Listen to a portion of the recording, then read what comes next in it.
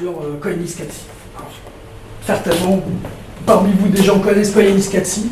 C'est un film d'image qui dure 1h30, c'est un long métrage qui date, je dirais, de fin des années 70. Sur une musique de Philip Glass pendant l'heure 15 ou l'heure 20 que dure le film. Et c'est une compilation d'images absolument sensationnelles. Et je reste collé pendant 1h30, le film se termine et je reste comme ça devant mon écran noir. Je dis, qu'est-ce que je viens de voir? Et voilà. Et donc je viens de faire la rencontre du timelapse, qui était un procédé qui en soi n'a rien de nouveau, puisque, comme disait Stéphane, Muybridge a commencé à faire de l'analyse de mouvement un siècle auparavant.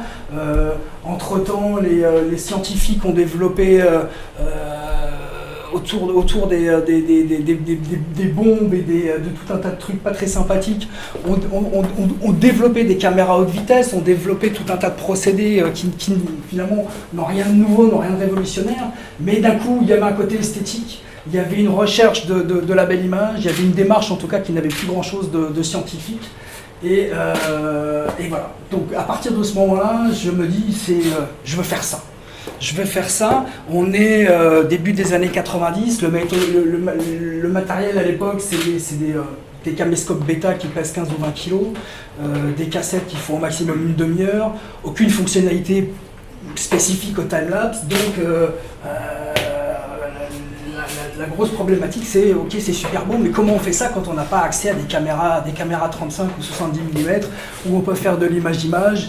Et les premiers essais de timelapse, c'est des caméras bêta qui tournent sur pied pendant une demi-heure. Je brûle une bande entière et avec ma bande entière, je me retrouve à devoir la réaccélérer en régie, sachant que les magnétoscopes pouvaient lire à x2 ou x3, je ne sais plus la vitesse de la bande. Donc j'étais obligé de faire ça en plusieurs étapes pour jusqu'à arriver au facteur d'accélération que je voulais. Tout ça était extrêmement contraignant. À l'époque de l'analogique, on collait des générations, l'image devenait pourrie, enfin, c'était un enfer. Et sur le principe, ça marche. Maintenant, c'est affreusement compliqué. On finit avec une image moche et c'est loin d'être satisfaisant. Tout début des années 2000, il y a un nouveau format qui émerge qui s'appelle le DV, le mini-DV pour les amateurs, le DV, DV-Cam, DVC Pro dans les formats pro, qui lui, est numérique, donc il vous permet de faire des choses pas mal de ce point de vue-là. Les cassettes durent un peu plus longtemps, on peut enregistrer au moins pendant 1 heure de temps, au lieu d'une demi-heure, des cassettes pleines.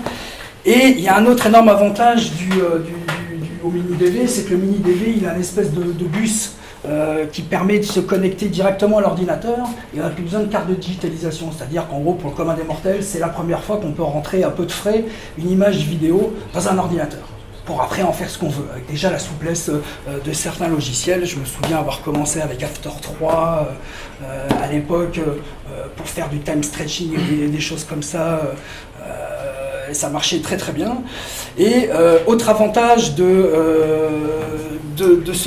cette connexion en FireWire de la caméra DV, c'est que si vous branchez la caméra simplement en étant allumée sans cassette dans la partie magnétoscope sur votre ordinateur, et ben, la caméra envoie en permanence un feed vidéo, envoie un flux vidéo vers l'ordinateur. Et il suffit que votre ordinateur soit équipé d'un logiciel qui sache prendre une image de temps en temps. Et enfin, on peut commencer à faire du timelapse avec cette caméra DV sur des durées plus longues que la durée d'enregistrement d'une cassette. Donc ça, c'est quand même vachement intéressant. On peut se retrouver à faire des journées entières, des semaines entières de prise de vue continue en mode timelapse. On se retrouve avec une série d'images qu'il suffit de compiler. Ça, c'est les premiers essais que je faisais, les premiers timelapse que je faisais à coup de cassette. Là, typiquement, les facteurs d'accélération ne sont pas énormes, mais voilà, en une journée, je cramais 6 ou 8 cassettes d'1 heure et c'était un peu compliqué à gérer quand même. J'ai un ami qui me parle d'un petit logiciel justement qui s'appelait Frame Thief, le voleur d'images, le voleur de frame, et qui était un logiciel qui justement avait été fait pour enregistrer une image toutes les X secondes et finalement n'enregistrer que les images qu'on voulait enregistrer réellement, et surtout en se passant complètement de cassette. Donc dès lors que vous saviez alimenter votre caméra et votre ordinateur de manière pérenne, eh ben, vous étiez capable de faire ça. Donc ça, c'est mes tout premiers timelapse, on est en 2002-2003 et ça court du matin au soir. Alors pourquoi pas plus longtemps? Parce qu'une caméra vidéo, c'est une sensibilité, de toute façon ça fournit un signal vidéo qui est toujours à 25 images secondes, et donc les nuits sont totalement impossibles à enregistrer. Alors ce qu'on voit là, c'est les premiers essais où cette fois-ci, la réflexion étant de dire la définition du DV est quand même un peu pourrie, et comment on pourrait faire mieux? Bien sûr avec les appareils photo numériques, qui sont assez nouveaux pour l'époque, mais en branchant un USB à un appareil photo numérique, évidemment, on va avoir un gain de définition vachement intéressant, et puis aussi on va pouvoir faire des poses longues, ce qu'on a toujours su faire évidemment en photo, mais jamais en vidéo. Et donc mes premiers essais, vous venez de les voir, c'était la nuit par-dessus la fenêtre du bureau. Je me dis, waouh, c'est débile à voir ça aujourd'hui, rétrospectivement, mais j'étais scotché, je me dis, sur le principe, ça fonctionne super fort. Quelques années après, 2005, on organise avec des copains dans le Kera un festival qui s'appelle Grandeur Nature, qui mixe projection de longs métrages en plein air sous des cieux étoilés particulièrement beaux à voir parce qu'il n'y a aucune pollution lumineuse, il n'y a pas de grande ville aux abords, etc. On est en altitude à 2000 mètres, donc le ciel est très très clair. On projette des films, donc des longs métrages en 35 pendant l'été. Il y a des résidences d'artistes qui installent des œuvres de land art sur les chemins de grande randonnée. Et là, ce que vous êtes en train de voir juste avant, c'était des ateliers de formation au métier d'audiovisuel, avec pas mal de collègues qui bossent en télé. Et ça, c'était nos premiers timelapse avec un peu de matériel qu'on avait récupéré. Apple nous avait prêté des ordinateurs, on avait acheté quelques boîtiers Canon. Et on faisait des prises de vue donc à base d'appareils photo. À l'époque, personne ne nous avait dit que les intervallomètres existaient, donc on se trimballait des ordis avec un logiciel qui disait à l'appareil photo, fais-moi une photo, renvoie-moi la photo, etc. Donc c'était un enfer alimenté, on avait des batteries de voiture, enfin je vous passe les détails. Mais toujours est-il que ça marche foutrement bien. Et la deuxième saison, 2006, on se fait prêter du matériel DVC Pro HD par Panasonic, à savoir un magnétoscope et un projecteur ultra puissant, et on diffuse, si vous voulez, dans cette qualité-là, en HD en 2006, donc il y a un peu plus de 10 ans, des images que les festivaliers qui voient ça le soir reconnaissent immédiatement, puisque c'est les décors dans lesquels ils se sont baladés pendant la journée même, et voilà, et ça fonctionne super bien. Cette même année-là, 2006, je rencontre sur le festival, je ne sais pas comment, un jeune homme qui a été invité par quelqu'un de l'organisation du festival, qui s'appelle Laurent Renard. Je ne sais pas si on l'a vu passer tout à l'heure. Vous avez vu un type avec une caméra qui ressemblait à un espèce de bloc métal. Je ne sais plus si je l'ai monté avant ou après ces images-là. Bref, je rencontre un type qui s'appelle Laurent Renard, qui est belge, c'est un ancien gendarme. Le mec a lâché la gendarmerie pour se spécialiser dans les caméras haute vitesse. Vous avez vu des images de haute vitesse là, un peu moches? Je regardais pas moi, mais peut-être que ça va venir après, je ne sais plus comment j'ai monté mon affaire. Bref, les images sont pourries, mais déjà les cadences sont incroyables et je pressens le côté absolument incroyable du développement qu'on peut apporter aux images grâce à ces nouvelles caméras. Donc finalement, alors on va vite savoir si c'est... Non, il est là, regardez, le voilà. C'est lui, l'ancien gendarme belge. Donc les caméras, voilà, c'est des espèces de cubes, d'ailleurs celle que j'ai aujourd'hui ressemble un peu à ça. Le type arrive en disant, je vais te montrer, c'est une caméra incroyable, et voilà ce qu'on voit. On voit ce qu'on n'avait jamais vu avant, quoi.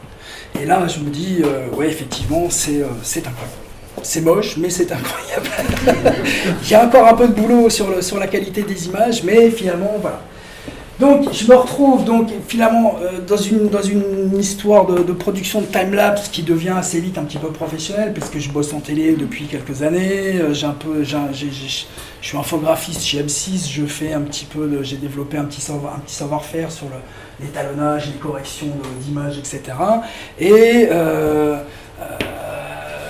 j'en suis rendu à me dire qu'il faudrait que je m'achète une caméra de slow motion pour pouvoir faire du slow motion comme je fais du timelapse. Évidemment, c'est beaucoup plus difficile à acquérir que du matériel photo. Voilà, écoutez, pour la présentation, je pense qu'on a fait à peu près le tour. Le reste se passera de commentaires.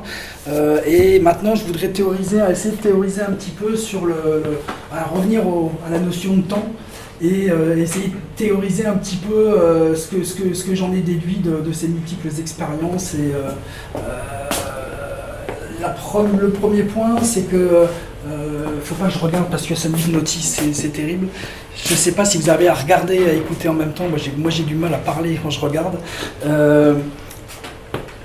On parle d'espace-temps, on nous a tous appris qu'il y avait trois dimensions pour le temps, pour l'espace, pardon, une pour le temps. Moi je sais pas vous, moi j'ai toujours eu un problème avec cette quatrième dimension qui ne ressemble pas aux trois autres. Autant les trois dimensions du temps, de l'espace, vous voyez, j'en fais des lapsus, ne posent aucun problème. Autant le temps, j'ai du mal à appréhender réellement ce que c'est. Et on en déduit, j'en suis arrivé à la conclusion que les trois dimensions d'espace nous étaient extrêmement naturelles, qu'elles étaient sujettes à exploration, que cette notion d'espace à explorer avait été éprouvée dans tous les sens par l'humanité depuis très longtemps. On a tous été familiarisés par la production culturelle et scientifique à l'infiniment grand. On a tous de la même manière été sensibilisés à l'infiniment petit.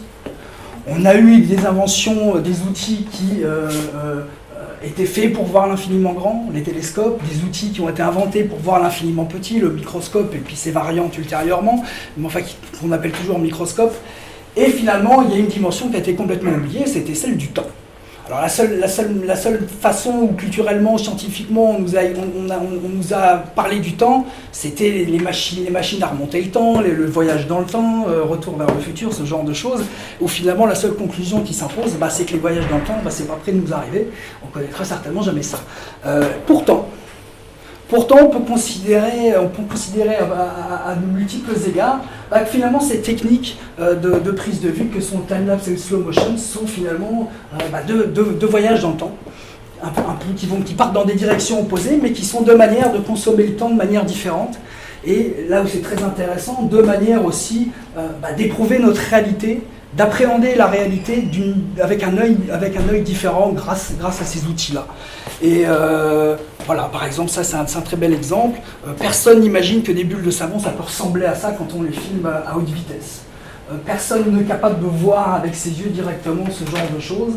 Et on a des outils, pareil dans l'autre sens, personne ne voit les nuages bouger de cette manière-là, se former, se déformer de cette manière-là, tant qu'on n'en passe pas par ces fameuses techniques de prise de vue. Donc en ça, c'est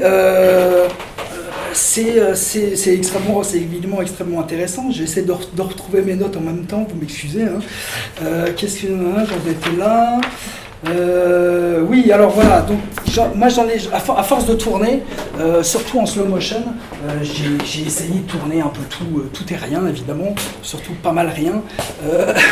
Et il y a une espèce de constatation qui s'est imposée d'elle-même, c'est la relation très forte qui moi me semblait cachée, qui ne l'est peut-être pas pour tout le monde, je ne sais pas, moi en tout cas je l'avais jamais formalisé de cette manière-là, mais plus vous allez filmer quelque chose de petit, plus vous allez devoir monter la cadence de prise de vue. C'est-à-dire comme si le temps était lié, ou l'écoulement du temps était lié aux dimensions spatiales. C'est-à-dire que plus les dimensions spatiales considérées sont petites, plus le temps va s'écouler vite. Et à l'inverse, plus elles sont grandes, plus le temps va s'écouler lentement. Alors, j'avais un exemple concernant le petit. J'avais réfléchi sur le vol, les animaux volants. Les oiseaux, par exemple, si on considère des grands oiseaux, des albatros, des cigognes, sont des oiseaux qui, par la surface de leurs ailes, la force qu'ils sont capables d'exercer sur l'air, sont des animaux qui ont trouvé une solution qui leur permet de rester en l'air de manière pérenne, avec peut-être un battement d'ailes par seconde, et ça suffit à les faire tenir, parce qu'ils ont des grandes surfaces. Si on considère la même réponse adaptative, évolutive, mais sur des petits piafs, on va voir que les petits piafs, pour tenir dans le même air, finalement, vont avoir besoin de battre 10 fois plus vite avec leurs petites ailes. Et si on va encore plus petit, on va voir que les insectes, les abeilles, les mouches, elles vont être obligées de battre autour de 100 fois à la seconde pour réussir à tenir en l'air. Donc, il y a cette espèce d'intrication entre les dimensions spatiales et cette dimension temporelle. C'est-à-dire que le temps s'écoule vraiment plus vite quand on est au petit que quand on est au grand. L'exemple inverse, dans le très grand, j'avais trouvé, genre j'ai pas eu le temps de vous chercher d'images, mais je pense que tout le monde a vu ces images de glacier où on voit des images, on voit un plan large du glacier, du front de glacier. On a très peu de repères d'échelle, parce que ce ne sont pas des paysages qu'on voit tous les jours ici, en tout cas en France. On se demande quelle est la taille de ce que je regarde. Est-ce que le front de glace que je vois, il fait 10 mètres, 20 mètres, 200 mètres? On n'en sait rien du tout. Et il y a un moment, il y a un pan de glace entier qui se décroche et qui tombe dans la mer.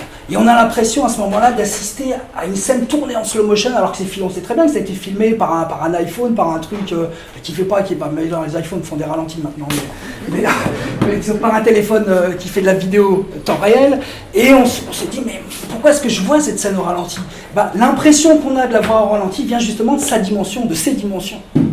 Et cette constatation-là, évidemment, les cinéastes n'ont pas attendu que je la verbalise pour la mettre à profit.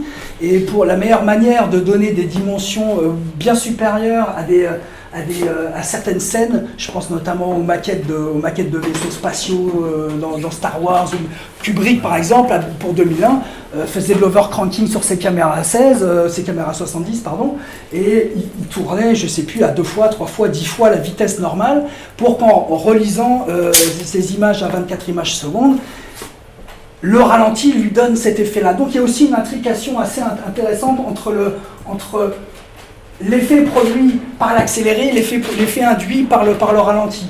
De voir les choses en accéléré, le cerveau a tendance à réduire la dimension de ce qu'on voit. En tout cas, le cortex visuel va nous indiquer que si ça va aussi vite, c'est que c'est plus petit. De la même manière, quand vous voyez les insectes en macro et en ralenti, on a beau savoir qu'un papillon, c'est pas parce qu'on le voit en gros qu'il est de cette taille-là, c'est pas un truc qui sort de Tchernobyl, mais le fait de le voir en ralenti nous le rend intelligible, et donc parce que finalement il redevient quelque part à notre échelle. Donc le ralenti va avoir tendance à vous agrandir, entre guillemets, le sujet qui est filmé, et timelapse de faire exactement l'inverse.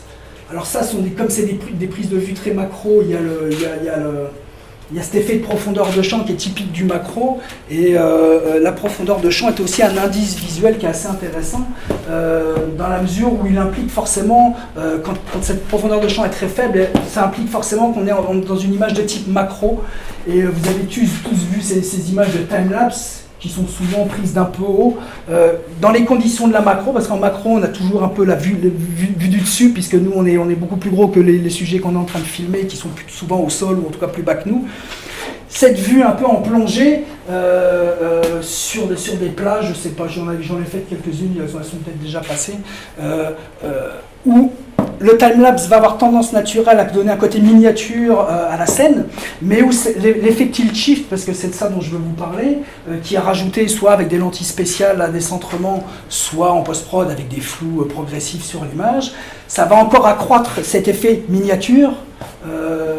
Et on aura beau savoir qu'on regarde des humains sur une plage en train de bouger en accéléré, il y aura une espèce de conflit qui va exister entre ce que nous dit notre conscience de ce qu'on est en train de voir, parce qu'on sait très bien qu'on voit des gens l'été sur une plage, pour cet exemple-là, et cet effet de profondeur de champ macro qui vous dit non, ce que tu es en train de regarder, c'est tout petit. Et moi, je pense que c'est cette discordance d'indices visuels qui crée l'intérêt naturel, que ce soit pour le timelapse ou pour le slow motion. Vous, je ne sais pas, mais moi, n'importe quel timelapse ou n'importe quel slow motion, je suis collé devant, il se passe un truc dans ma tête, je ne sais pas vraiment l'expliquer, c'est ma tentative d'explication en tout cas, c'est cette discordance d'indices visuels qui s'excluent mutuellement, qui font une espèce de drôle de mélange, et qui, je sais pas, certainement mettre le cerveau en alerte dans une disposition un peu particulière, qui donne une espèce d'hyper-attention, d'hyper-acuité aux images. Il faut que j'arrête de regarder. C'est terrible. Alors, où est-ce que j'en étais ? Ça c'est fait. Voilà, alors oui, bon, après, ce sont deux techniques de prise de vue qui partagent encore en commun une particularité un peu unique, c'est-à-dire qu'en tant qu'opérateur de prise de vue, le timelapse et le slow motion sont deux procédés qui vous interdisent de voir ce que vous êtes en train de faire au moment où vous êtes en train de le faire. Hein, dans le cas du slow motion, ce que vous filmez, s'il y a un quelconque intérêt à le filmer en slow motion, c'est forcément quelque chose d'un peu rapide. Donc au moment où vous êtes en train de le filmer, vous ne voyez pas ce que vous filmez. Vous êtes obligé d'arrêter l'enregistrement, de relire, cette fois-ci à 25 images secondes, quelque part de normaliser la vitesse de lecture pour la rendre intelligible à vos yeux, à votre cerveau, pour savoir si ce que vous venez d'enregistrer est bien ou pourri, il faut recommencer. Voilà. Le time-lapse, de la même manière, sur des durées de temps d'ailleurs plus longues encore, vous allez devoir finir votre prise de vue, casser votre prise de vue, rentrer chez vous, copier vos cartes mémoire sur le disque dur et commencer à compiler les images pour avoir une idée de ce que vous avez filmé. Hein. Là, il peut se passer des heures, voire des jours. Si vous êtes en tournage sur plusieurs journées, vous accumulez les cartes mémoire, les disques durs, les backups, etc. Et vous attendez de rentrer chez vous pour savoir ce que vous avez enregistré. Donc il y a évidemment une grosse part de hasard dans ces petits jeux-là, parce qu'on ne sait jamais à l'avance, pour reprendre l'exemple du time-lapse, quelle météo je vais avoir, quelle lumière je vais avoir. Donc c'est extrêmement compliqué d'exposer correctement quand on ne sait pas si dans 2 heures il va faire moche ou il va faire beau, s'il va y avoir du soleil qui claque ou au contraire un couvert nuageux qui va bouffer toute la lumière. Sachant que la météo, la lumière, ce n'est qu'une considération, il y en a plein d'autres qui ramènent de l'aléatoire à tous les niveaux. Ce plan-là qui est incroyable, j'ai posé ma caméra, je ne savais absolument pas ce qui allait s'y passer. Je ne savais pas si l'avion allait venir se tanker pile là ou pas. Bon, j'avais des chances quand même, c'est Charles de Gaulle, hein, c'est pas non plus un aéroport de campagne. Mais voilà, il y a une part d'aléatoire, de hasard qui est assez, qui finalement qui rend la prise de vue un peu rigolote, quoi, si vous voulez. Sauf quand c'est des mauvaises surprises, évidemment. Dans le cas du slow motion, c'est un peu pareil. On peut s'attendre souvent à voir, on peut anticiper certaines prises de vue en se disant ça va être génial, et ça l'est. D'autres fois, on se dit ça va être extraordinaire, et tu te dis mais pourquoi? Il n'y a rien qui marche. Je me souviens, j'ai un exemple au Palais de la Découverte où on filmait une espèce de grosse boule là, qui colle des décharges électriques, là, espèce de sèche-cheveux, là, pas de sèche-cheveux, comment ça s'appelle, tu as compris. Tu vois ça, tu vois les éclairs partout, bleu, ça fait de la lumière, en plus c'est très facile à filmer dans le noir. Tu te dis ça va être génial.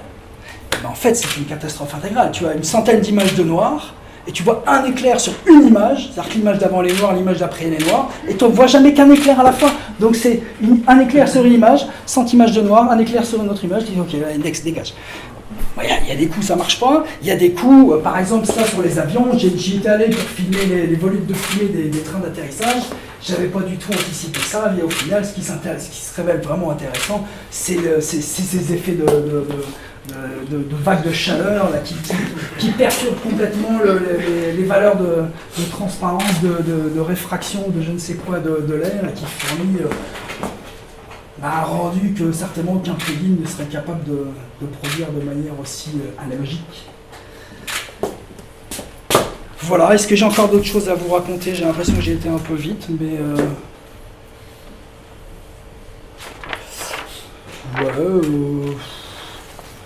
Je relis vite fait mes notes, hein, vous m'excusez, je vous laisse regarder pendant quelques secondes.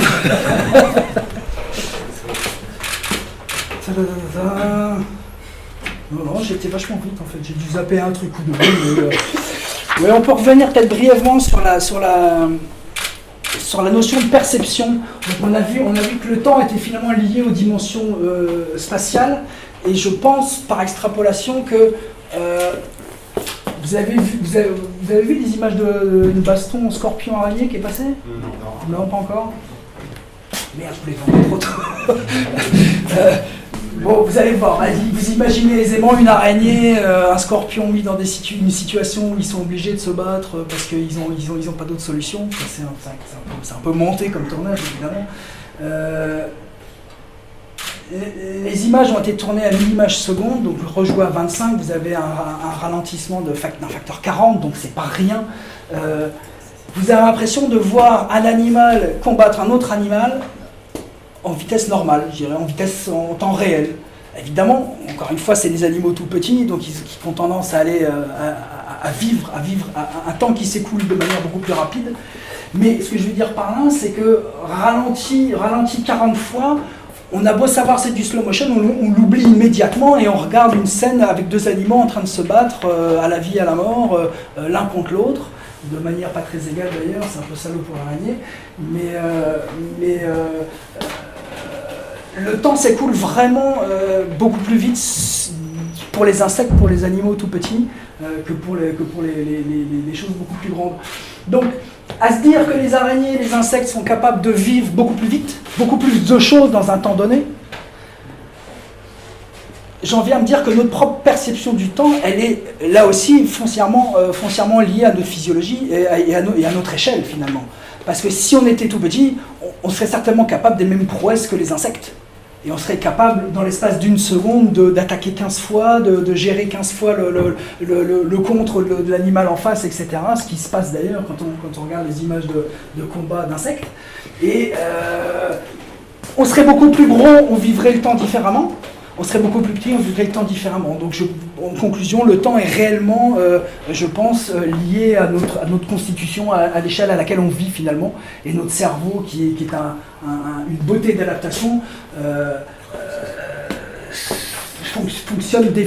s'est adapté pour vivre à notre échelle, tout simplement. Et donc, la perception du temps qu'on en a, et la perception du temps d'animaux qui ont notre taille. Voilà. C'est un peu moins vrai pour les oiseaux, mais ils sont à la fois grands, ils sont d'une magnitude de taille qui était proche de la nôtre, et ils sont capables de faire des choses très très vite, mais quand même beaucoup moins vite qu'un insecte. Est-ce que j'avais une conclusion très profonde à vous prodiguer avant la fin du montage? J'aurais pu vous parler, oui, oh. Après, on peut revenir sur ces histoires d'indices visuels discordants qui créent une tension, qui créent des images qui sont de toute évidence des images de la réalité, mais dans une temporalité qui n'est pas la nôtre, donc qui crée un espèce de décalage, de grand écart, qui induit forcément une forme de poésie dans les images. Ce sont des images qui se consomment sans lassitude et sans motif. Ce sont des images qu'on prend plaisir à regarder en tant que telles. C'est un plaisir formel, c'est presque une drogue visuelle quelque part. Et voilà, on peut terminer sur le mot drogue visuelle, par exemple. Ça me paraît très bien pour terminer cet exposé. Je pense qu'il y a encore d'autres images derrière, mais enfin, sur le principe, je crois qu'on a fait le tour. On le laissera tourner. Oui, bien sûr, avec plaisir. On aura une question-réponse. Bon, écoute, David, un grand merci à toi. Je vous en prie.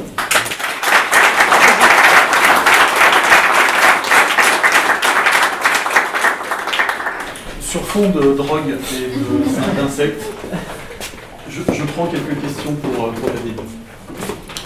Oula. On va commencer par proximité.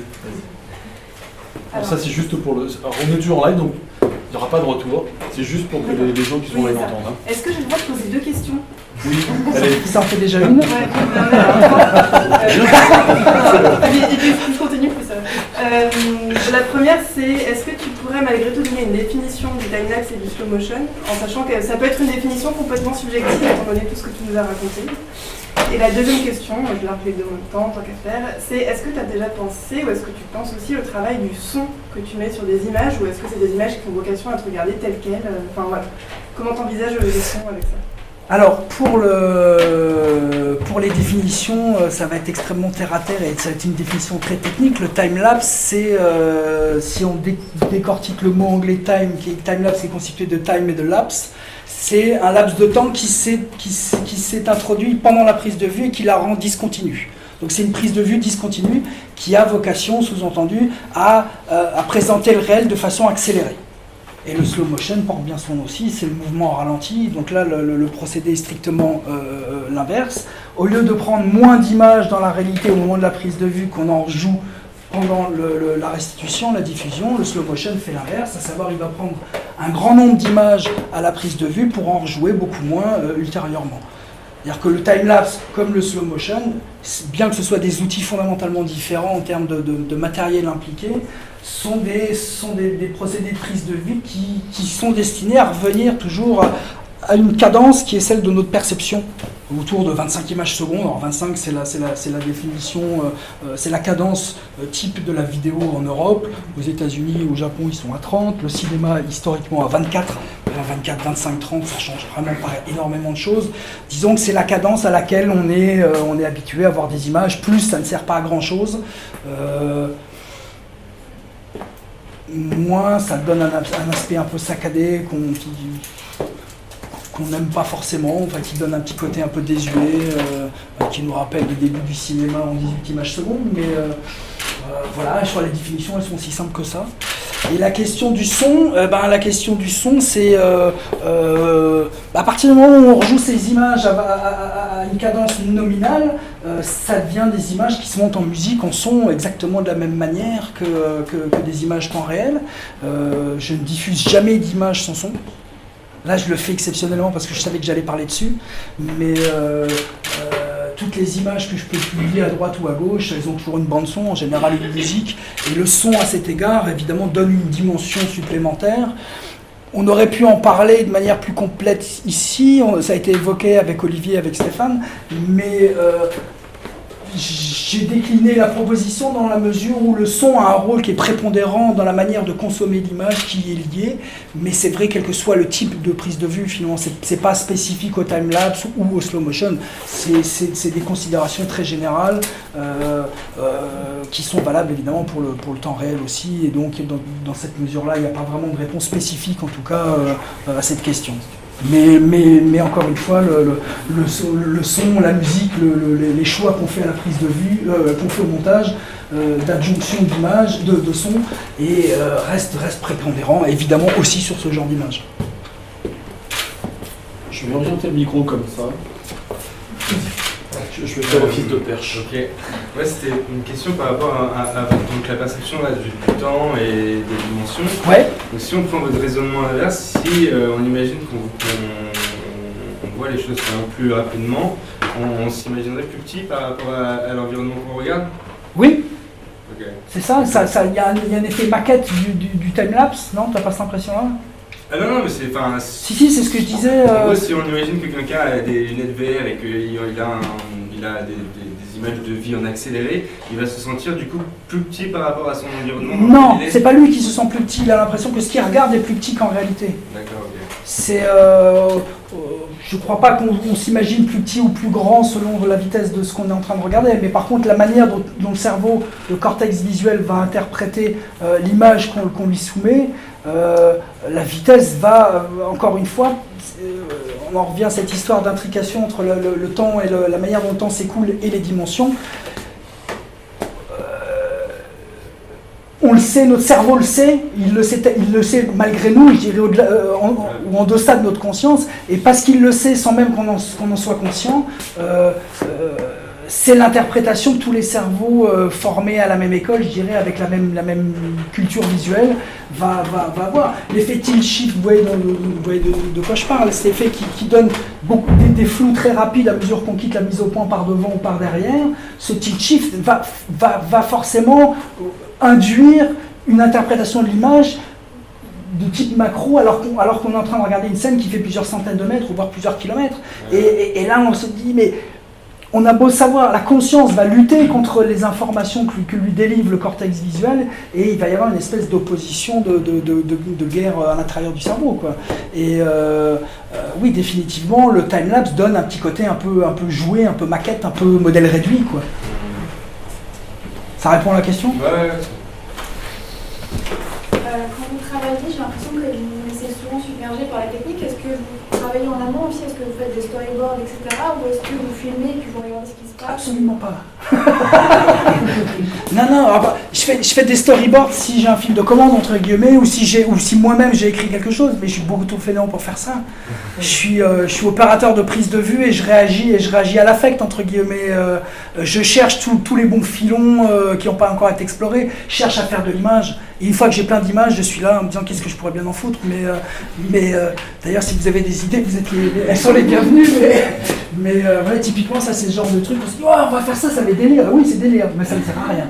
Ça ne sert à rien si ce n'est le plaisir que vous avez à les regarder, en tout cas si vous le partagez avec le mien. Mais moi j'ai beaucoup de plaisir à regarder ce genre d'image, quoi. Et encore une fois, c'est ce que les Anglais appellent du eye candy, c'est du plaisir pur de l'œil, quoi. Et j'ai pas l'impression qu'il y ait besoin d'autres justifications que ça. Je vois pas d'ailleurs que ce genre d'image, comment vous pourriez les insérer dans une narration classique, quoi. Enfin, ou alors. C'est quoi? C'est quoi? C'est de la peinture, c'est des peintures projetées sur un film alimentaire en plastique avec un gros haut-parleur en dessous et on balance des grosses fréquences et voilà. Non, c'est vraiment une recherche formelle, visuelle, sans sens particulier. Après, il peut arriver d'avoir une commande pour telle ou telle technique, quoi, plus de time-lapse, plus de slow-motion, mais on peut faire des films de slow-motion, mais les films de slow-motion ne seront jamais que des films d'image, derrière le film de time-lapse aussi. On peut mettre du sens, mais dans ce cas-là, le sens viendra dans la manière d'intégrer une image un peu particulière de type slow-motion ou time-lapse dans une narration plus classique. Ça, c'est cassé. J'espère que c'est pas grave, c'est pervers. Ça, c'est Jean-Louis. La fumée en slow motion, Ah, les bris de verre en slow-motion, c'est du pain béni. Hein.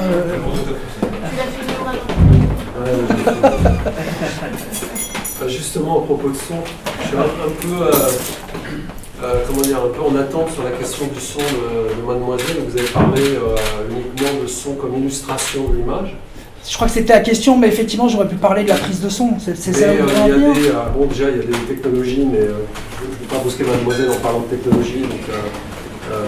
Il y a un artiste qui s'appelle Ramon Chiomata qui a fait un album qui s'appelle Sound for the Child qui fait exactement ce que vous faites, avec un micro hyper macro, soviétique en l'occurrence, qui a enregistré son pays, Chili, de manière macro sonographique.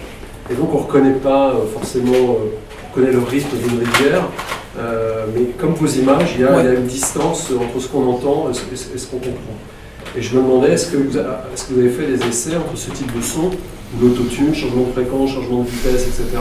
Non, non, moi-même, j'ai jamais forcé de ce côté-là. J'en ai parlé avec des amis ingénieurs du son. Moi, j'ai fait une transposition qui est peut-être un peu simpliste en me disant, je ralentis l'image, donc il faudrait quelque part ralentir un son aussi.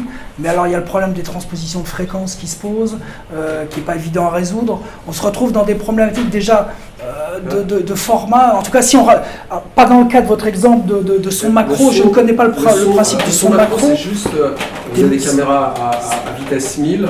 Le son macro, c'est, vous mettez sur un micro, c'est pas un objectif, c'est une capsule sonore qui entend un spectre de fréquence 1000 fois supérieur au nôtre. Donc on découvre un monde de son.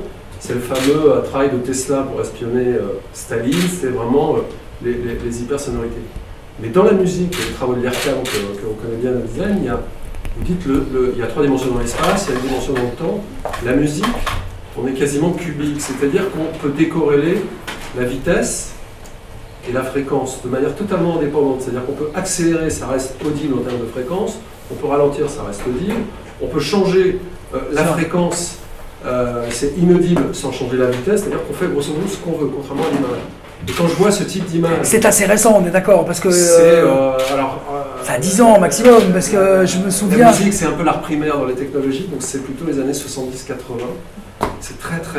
En tant que technologie numérique, moi je me souviens avoir fait des essais de ralentir des sons parce qu'on passait de 24 à 25, des variations beaucoup plus fines et avoir un rendu sonore même avec des... Peut-être pas sur le Cubase de base, de machin, mais sur l'Atari, il y avait des expérimentations IRCAM absolument phénoménales. Mais ouais. Puis ensuite, ça s'est... Mais mais c'est une piste à explorer clairement. Est-ce que l'hypersensorialité de vos images ou la manière dont elles interpellent nos repères, vous parlez de ça, tout votre exposé, c'est sur la manière dont on joue avec ce qu'on connaît, de ce qui nous perturbe, c'est-à-dire qui n'est pas loin de ce qu'on connaît, mais qui n'est pas comme ce qu'on connaît. Exact. La dimension multisensorielle du son, tout à coup, donnerait un sens, vous dites que c'est des eye candy, moi je trouve que c'est beaucoup plus que ça. Fascinant, c'est une manière d'observer la nature. Et la dimension sonore, une espèce de cohérence entre cette réalité refabriquée serait vraiment... Il faut que je rencontre les bonnes personnes. Je peux vous présenter quelques... Mais volontiers, avec grand plaisir. Avec grand plaisir. Je pense que ça serait intéressant. Alors, moi j'ai une question un peu simpliste, mais jusqu'où on peut aller en termes de vitesse, aussi bien en slow motion que dans le time-lapse. Depuis que j'ai un iPhone, je m'amuse, j'adore faire soit du ralenti ou de l'accéléré, je trouve ça très fascinant. Mais d'un point de vue technologique, c'est peut-être un peu mieux. Et jusqu'où on pourrait aller en termes de vitesse? Est-ce qu'on pourrait, je sais pas, poser une caméra et filmer un arbre qui pousse de sa naissance jusqu'à une cinquantaine d'années? Ou au contraire, est-ce qu'on pourrait en slow motion arrêter le temps et puis voir avec une définition tellement large que pour le niveau atomique, on pourrait voir ce qui se passe juste à l'instant même où une bulle va éclater, par exemple? Bon, vous répondre, la réponse que je vais vous fournir est une réponse d'aujourd'hui et qui ne sera pas celle de demain, on est bien d'accord, c'est évident. Mais dans le domaine du time-lapse, j'ai l'impression qu'elle a un peu moins de sens dans la mesure où le ralentissement extrême de la prise de vue va dépendre de notre aptitude à garder une scène cohérente au fil des années. Pour filmer un arbre qui pousse, il faut forcément que ce soit un arbre qui soit installé dans un studio, qui ne soit pas soumis aux alternances jour-nuit, aux différences de lumière d'une journée à l'autre, ou même d'une heure à l'autre, au sein d'une même journée. Donc c'est un travail du studio. Il y a techniquement... C'est un travail de studio parce que vous montriez des fleurs, on voit des fleurs, des plantes, etc. Ah oui, il y a un plan, mais les orchidées, elles ont été filmées dans le noir, avec une lumière constante. Encore, je dirais pas du tout. Et elles ont été, d'ailleurs je ne savais pas si j'allais tuer mes orchidées ou pas, moi j'y connais pas grand chose en plantes, moi tout ce que j'ai appris à faire pousser des plantes chez moi, c'est que moi je m'en occupe, mais elles se portent en général, enfin, si tant est qu'elles aient suffisamment d'eau. Toutes les images de time-lapse de plantes, moi vous n'en avez pas eu beaucoup parce que c'est très compliqué à faire. Et il faut avoir des notions de botanique, voilà, ça dépasse le champ de mes maigres expériences d'opérateurs de prise de vue. Mais toutes les images qu'on a vues, tous les time-lapse qu'on voit sur la BBC ou dans Microcosmos ou ce genre de production un petit peu léchée, c'est du studio systématiquement. Parce que qu'est-ce qui se passe dehors? On le voit bien sur le time-lapse, on le voit bien sur les time-lapse, dès qu'il y a un petit peu de vent, ça provoque une espèce de grésillement, de mouvement aléatoire qui est très pénible pour l'œil. Donc si tu veux voir une plante pousser, il faut qu'il n'y ait pas le moins de courant d'air, il ne faut pas qu'il y ait la moindre variation de lumière, il faut tout un tas de prérequis qui fait que... dans House of Cards. Qu'est-ce qu'il y a dans tu parles du générique? Oui. Bah, c'est du time-lapse. Oui. C'est du time-lapse classique en extérieur, mais qui est pas sur des facteurs de ralenti particulièrement forts. C'est des images très similaires à celles qu'on a vues là, quoi. C'est du mouvement de voitures. Cela dit, ça devient quand même très très à la mode. Alors, il y a un effet de mode indéniable. Ce qui est d'ailleurs une raison supplémentaire pour laquelle aujourd'hui je passe plus de temps à faire du slow motion que du time-lapse, c'est que non seulement tout le monde en fait, mais c'est clair. Bon, est-ce que c'est dommageable? Non, mais clairement ça a été c'est une technique de prise de vue qui maintenant fait partie de la grammaire visuelle, alors que c'était pas le cas il y a encore quelques dizaines d'années. Mais clairement, le time-lapse s'est développé avec les outils numériques, avec l'ordinateur portable, avec l'appareil photo numérique. Je repensais aux ordinateurs qui étaient liés sur les premiers time-lapse qu'on faisait. Les ordinateurs, c'était pas uniquement parce qu'on ne connaissait pas les intervalomètres, c'est aussi parce que les cartes mémoire étaient d'une taille ridicule au début. On avait des cartes mémoire qui faisaient 4 gigas, et si on voulait enregistrer en haut des photos, on pouvait faire 100, 200, 400 photos, mais on ne pouvait pas faire 1000, 2000, 5000 images, donc on était obligé de trimballer des ordi, ne serait-ce que pour contrer la taille des cartes mémoire. Mais aujourd'hui, c'est plus un problème. Aujourd'hui, ils achetaient un intervalomètre, un appareil photo, un trépied, une carte mémoire, et puis c'est parti. Bon, reste un peu le problème de l'alimentation, au-delà de quelques heures, la batterie est morte, mais à cette exception-là, c'est très facile à faire. Il y a presque plus... voilà, donc le time-lapse devient vraiment... Il y a quand même une histoire qui moi, un petit peu manquée, c'est l'histoire du time-lapse dans la photographie, si on remonte au début du XXe siècle. L'histoire du timelapse. Oui, parce qu'il y a quand même une histoire du timelapse. Ah, bah il y a une histoire du timelapse, mais le timelapse est très vieux, beaucoup plus vieux qu'on le croit. Je crois, moi, le Argentique, premier. le timelapse argentique. Bien c'est sûr, vieux. le timelapse argentique est très vieux, mais mettait en œuvre des outils qui n'étaient pas aussi accessibles que les outils numériques d'aujourd'hui. Mais moi, le plus vieux timelapse dont je me souviens, je crois que c'est Thomas Edison qui fait pousser une plante au début du XXe C'est la siècle. décomposition de l'avance des chevaux avec le pas, le trot, etc. C'est déjà. Le bridge, ouais. C'est ça, c'est déjà. Alors lui, il arrache.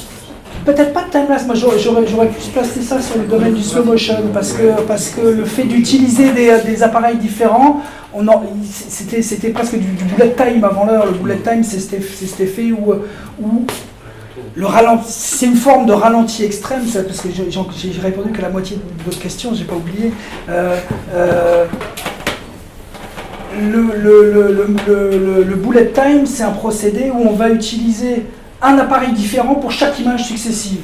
C'est-à-dire que ça, c'était l'effet qui a été introduit avec Matrix, en tout cas, peut-être ça a été utilisé avant, mais en tout cas, c'est celui qui l'a démocratisé, où finalement on a une caméra slow motion avec, en tout cas, un résultat qui se traduit comme une caméra slow motion avec une cadence infinie, dans le sens où elle est capable d'être à tous les endroits en même temps. Et donc, évidemment, à tous les endroits en même temps, il suffit, il faut un appareil qui soit fixe et qui soit à chaque position dans le temps. Mais il se passe un événement à un moment donné. Vous déclenchez vos 100 ou 200 appareils photo qui sont sur un rail prédisposé. Si vous déclenchez les 200 appareils photo et que vous jouez la photo de l'appareil 1, la photo de l'appareil 2, la photo de l'appareil 3, la photo de l'appareil 4, vous allez avoir sur 200 appareils, vous allez avoir 200 images, où finalement il va y avoir un mouvement de caméra qui aura virtuellement pris absolument zéro temps, 0 seconde, rien du tout, puisque les 200 photos ont été prises de manière parfaitement synchrone et concomitante. Donc on est capable, grâce à la multiplication des outils de prise de vue, voyez-vous. Ce que je voulais simplement dire, c'est que l'étirement du temps lui-même n'est pas. Il n'y a rien de nouveau. Il n'y a rien de nouveau sur l'étirement du temps. Non. Sur le désir d'étirer le temps. Non, et alors je l'ai un petit peu dit de manière très, très brève tout à l'heure pendant l'exposé, mais les caméras films dans le domaine du slow motion sont montées à des cadences folles que je suis moi-même même pas capable encore d'atteindre, alors que c'est de la haute technologie. Les caméras d'aujourd'hui sont de la haute technologie numérique, etc. Mais les caméras films, il y a des caméras films qui sont montées à plus, je crois, 7 ou 10 000 images secondes. Mais il faut aller voir les caméras films, c'est plus grosse que moi, quoi. C'était des trucs monstrueux. Les scientifiques ont développé tout un tas de procédés très compliqués où je comprends pas la moitié quand on m'explique comment ça marche. Et tout ça, c'était des outils pour analyser la balistique des lâchers de bombes pendant la guerre ou juste après la guerre. Enfin, c'était des technologies militaires, liées au développement militaire. Juste pour revenir à Koyaanisqatsi, ce film extraordinaire. Ouais. Aujourd'hui, refaire le même film technologiquement coûterait beaucoup moins cher. Ah, évidemment.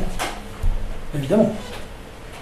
Surtout que c'est du temps réel et du timelapse. Donc le seul truc qui coûte encore un peu cher, et ça va avec les années, ça va forcément fondre comme neige au soleil, c'est le slow motion, parce que c'est des caméras qui coûtent encore un bras, mais parce que c'est des monstres de technologie, alors que, encore une fois, le timelapse, ça coûte plus rien. Enfin, un appareil photo, c'est... Oui, j'avais une question et une remarque en même temps.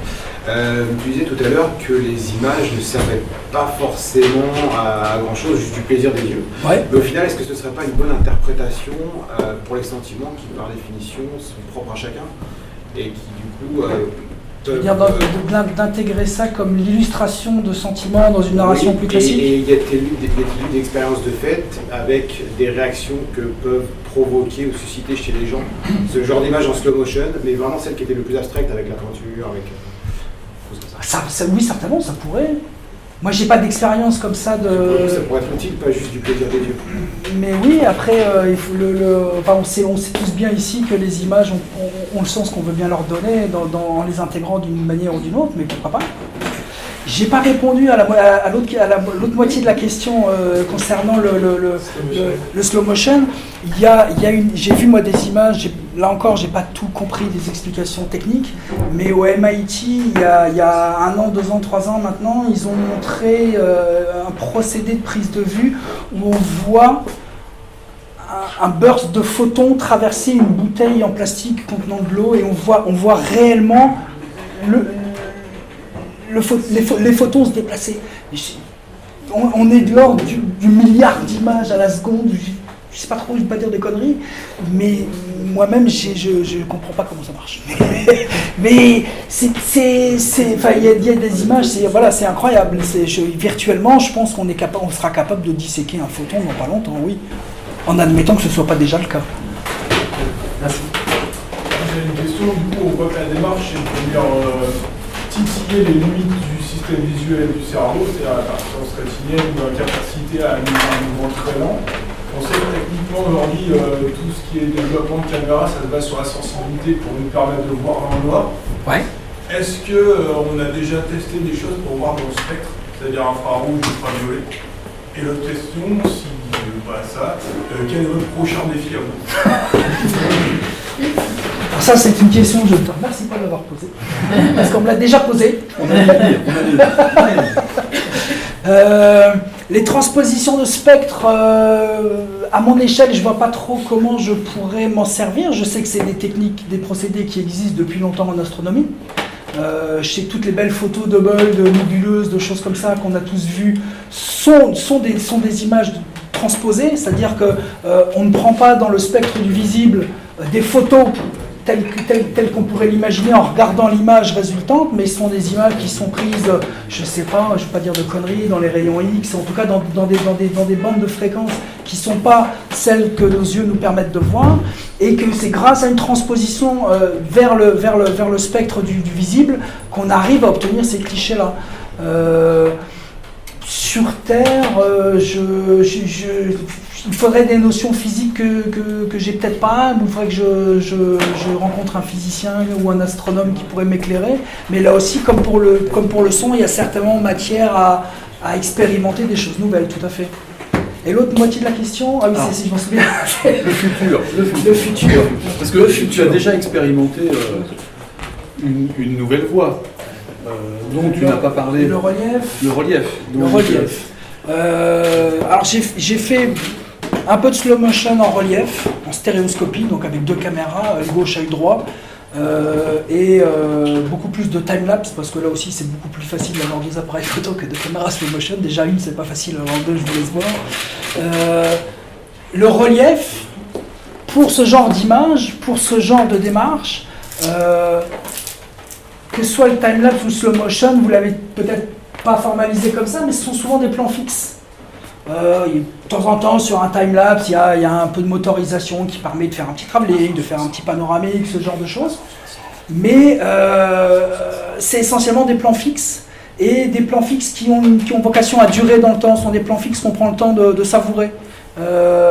Parce qu'un time-lapse qui dure 1 seconde, ça n'a aucun sens. Parce qu'un slow motion qui dure la même durée, ça n'a pas plus de sens. Le relief a un intérêt qui n'a rien à voir avec celui que l'industrie a essayé de nous vendre il y a quelques années à travers les productions hollywoodiennes, les films d'action, les gros blockbusters américains. On sort de ce genre de... Moi j'adore le relief, même en allant voir des films américains au cinéma, je trouve ça extraordinaire. Mais il y a tout un tas de critiques qui ont été faites, que j'ai entendues. On a essayé de promouvoir, à mon goût, le mauvais système, en tout cas à la maison, qu'il y avait un système actif, un système passif, un système avec des lunettes qui font alternativement occulter les verres de manière synchrone avec une projection séquentielle sur vos écrans. Moi, c'est un truc, je peux pas, j'ai l'impression qu'il y a un truc qui vibre devant mes yeux, c'est moche, c'est pas possible, ça me trouble la vue, puis tout est sombre. Et il y a un système passif, le même qu'au cinéma, où vous avez 2 lumières polarisées, une horizontale et une verticale, et où vous avez simplement des verres polarisants qui sont l'un comme ça, l'autre comme ça, et chaque œil voit finalement que ce qu'il doit voir, et ces systèmes passifs-là sont beaucoup plus reposants pour l'œil, bloquent beaucoup moins de lumière, c'est-à-dire qu'il y a beaucoup plus de lumière qui arrive à votre cerveau, et alors qu'il aurait été beaucoup plus intelligent de promouvoir en tant que home cinéma, en tout cas procédé qu'on est capable d'avoir chez soi, le système passif, l'industrie a essayé de promouvoir le système actif. Ils sont plantés. Ils sont aussi plantés dans la manière d'exploiter le relief, parce que le relief, finalement, parce qu'il est très compliqué à gérer en production, que ce soit à la prise de vue ou que ce soit en post-production, les coûts sont multipliés non pas par 2, mais par 3, par 4, par 5, par 10. C'est un enfer à gérer.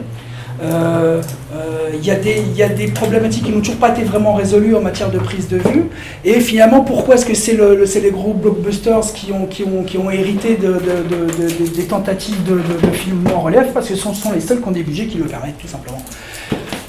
Ramener à ces images-là, le relief est absolument saisissant. Et je regrette de ne pas pouvoir vous les montrer en relief. Il y a pas mal d'images que vous avez vues là, qui sont la vue droite ou la vue gauche, je ne sais plus laquelle j'ai prise, de prise de vue que j'ai faite en relief.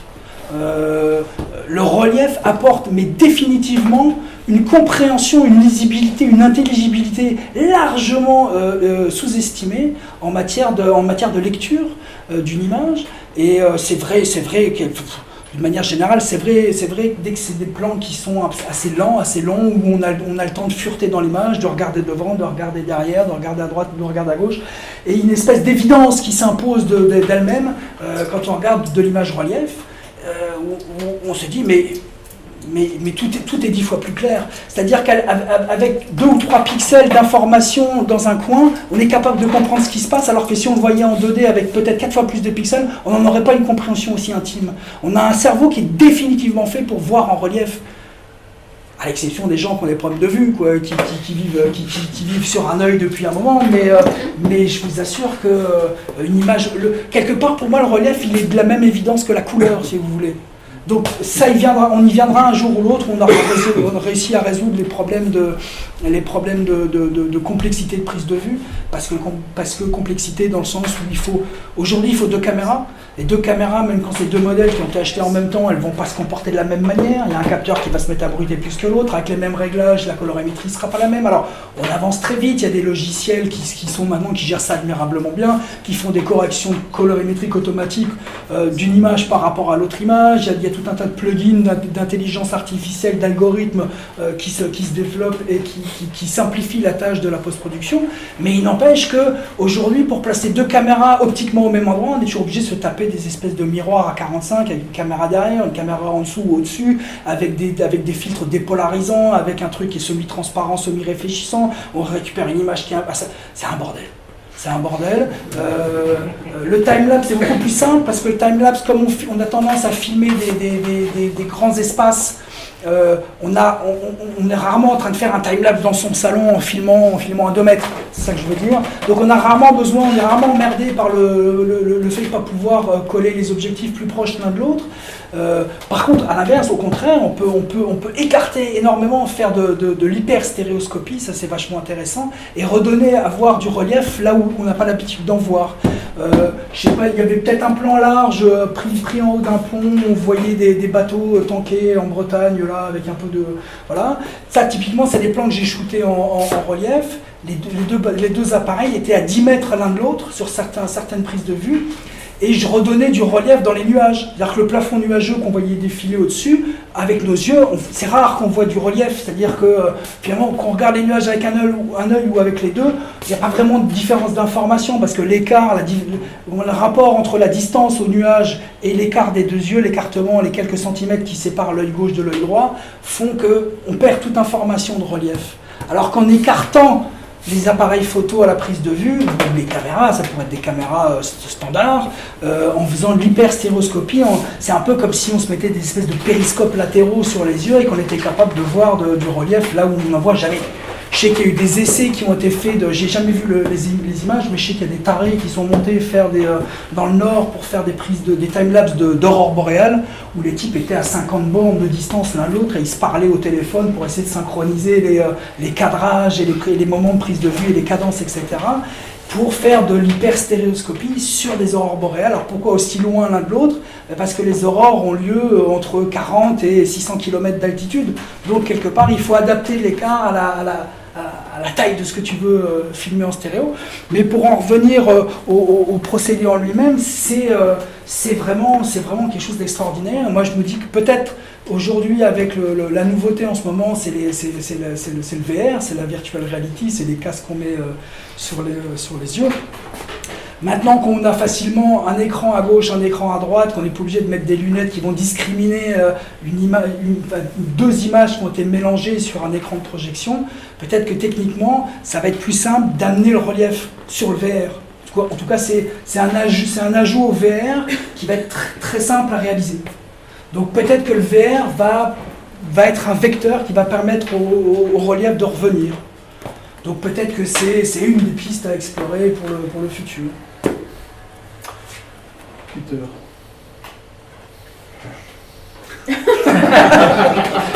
Ah, c'est toi qui m'as demandé. Oui, non, j'ai demandé parce qu'en fin de compte, ce que je voulais faire, non, ça marche pas, je crois. Si, c'est pour le web. Ça marche pour Oui, le... je vais te le dire. Ok.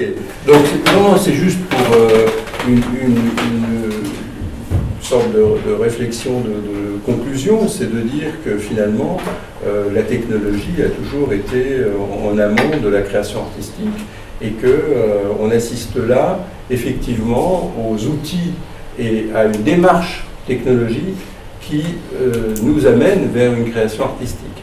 Oui, c'est vrai. On peut dire. On peut dire ça, mais oui, tout à fait. D'ailleurs, on peut tellement dire ça que j'ai pas grand-chose à rajouter, mais, mais tout à fait. Une dernière question. On a fait le tour. Bon, eh ben, un grand merci à tous. Franck, on va couper le live.